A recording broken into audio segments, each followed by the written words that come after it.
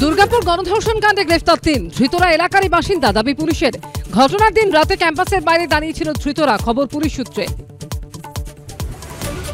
৩৬ ঘন্টা পর ঘটনাস্থল ঘিরল পুলিশ। আইকিউ সিটি মেডিকেল কলেজের ওড়িশার ছাত্রীকে গণধর্ষণ, জঙ্গলে ড্রোন উড়িয়ে তল্লাশি, বিজরা গ্রামে পুলিশি অভিযান।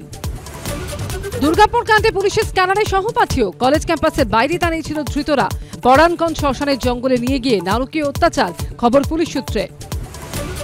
রাতে খাবার আনতে বেরিয়ে অত্যাচারের শিকার, গণধর্ষণ কাণ্ডে পুলিশের নজরে সহপাঠী সহ ৬ জন। ঘটনার পিছনে আর কারা জড়িত, রিপোর্ট তলব স্বাস্থ্য ভবনের। ডাক্তারি পড়ুয়াকে গণধর্ষণের অভিযোগ, দুর্গাপুরের পথে অভয়া মঞ্চ, যাচ্ছে জয়েন্ট প্ল্যাটফর্ম অফ ডক্টরস। আজ উত্তরবঙ্গ সফরে মুখ্যমন্ত্রী মমতা বন্দ্যোপাধ্যায় বৃষ্টি ধসে বিপর্যস্ত এলাকা পরিদর্শন করবেন। ও প্রথম দফার খিচবেড়ি ফটো হয়ে গেছে, এটা সেকেন্ড অ্যালবাম। কি নিয়ে সরগরম হীরক রাজ্য, কি বলছেন হীরক রাজ ও তার সভাসদরা, দেখুন হীরক রাজার দরবার রাত 10:30টায়।